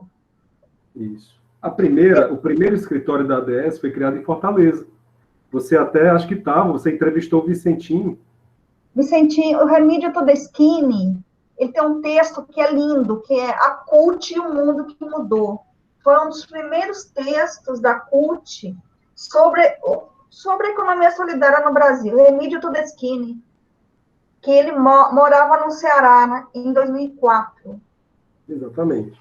Então, a própria CUT, ela abandonou a ADS, não investiu no outro modelo de desenvolvimento que viria, inclusive, das ações da ADS, de pesquisa, de estudo e de assessoramento aos empreendimentos de economia solidária. Essa era a intenção quando a ADS foi feita, né? Dialogar com o Unitrabalho, dialogar com a universidade e dialogar, claro, com as trabalhadoras, com os trabalhadores e propor, né?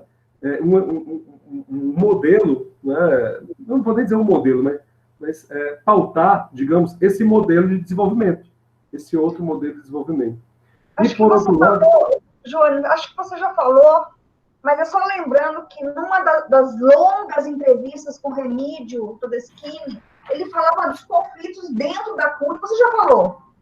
Eu estou lembrando de novo, dentro da própria CUT, com relação à criação da ADS.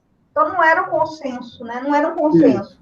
Mas a ala cultural da CUT, como tinha muita força dentro da CUT, Via Nordeste, criou a Agência de Desenvolvimento Solidário no estado a primeira agência foi no Ceará, Fortaleza. Exatamente. Agora, com o crescimento do número de postos de trabalho, a CUT deixou os trabalhadores sem trabalho de lado e se voltou aos trabalhadores com o trabalho mediado pela carteira assinada com os patrões. Então, o que eu chamo de deixou a luta pública pela emancipação, pela construção de uma economia solidária, dando as mãos aos trabalhadores sem trabalho, para continuar a sua luta privada dos trabalhadores contra os patrões. E também, né, se articulando com as oportunidades dentro do próprio governo federal e nas oportunidades que surgiram a partir da ocupação de espaços legislativos, municipais, nos governos, sobretudo a partir da eleição de Lula. E aí é como eu digo aqui na tese, né, que na medida em que a CUT se distanciou, não é, dos trabalhadores sem trabalho, de modo a propor caminhos e, junto com eles, dar as mãos para enfrentar a situação de falta de posto de trabalho, desemprego e exploração do trabalho, e se voltou à sua luta privada com os patrões, as negociações e as lutas com os patrões, a Caritas brasileira e outros setores articulados a ela, na matriz religiosa, avançou e ganhou a matriz discursiva, digamos assim, nessa disputa, que se adequa perfeitamente à perspectiva da economia solidária como combate à pobreza e exclusão social. Não que o sindicato também não se adeque a isso, porque a própria Unisol, que vem do setor metalúrgico da CUT, e o que restou da ADS, que é um único escritório em São Paulo, que virou uma lojinha, na verdade é isso, a ADS, hoje no Brasil, mas ambas também disputando recursos também nessa lógica de combate à pobreza e exclusão social. Moral da história, todas convergiram para o mesmo lugar, e a economia solidária como política pública, não é? O processo, não é, de regulação social e jurídica da economia solidária como política pública foi muito mais na direção do combate à pobreza e à exclusão social do que de construção de outro modelo de desenvolvimento, do que de construção de estruturas socioeconômicas que estivessem, né, no cenário da disputa de projeto de economia, disputa de projeto socioeconômico para o Brasil. Então, a economia solidária, pelos estudos que eu fiz, gente, chegou a esse ponto, né? O que é que eu pude concluir? Né? Que o processo sociopolítico de regulação da economia solidária mostrou que, ao longo do seu desenvolvimento, a economia solidária se distanciou da alternativa ao capitalismo. Eu estou falando como política pública, tá, gente? Como política pública. E aí envolve os atores dos movimentos das entidades. Então, se distanciou, como política pública, dessa alternativa ao capitalismo e, digamos assim,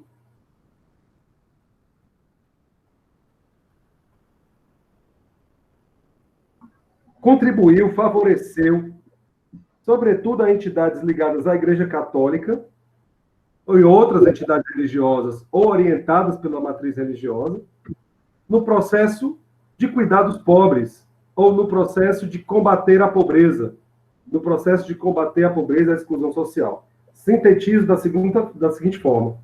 A tese aqui defendida é a de que a institucionalização da economia solidária via regulação nacional revela concepções e práticas favoráveis à inserção social de grupos excluídos no mercado capitalista, afastando-se da proposta originária de uma outra economia como alternativa ao capitalismo, favorecendo, sobretudo, entidades ligadas à Igreja Católica em sua tarefa histórica de cuidar dos pobres.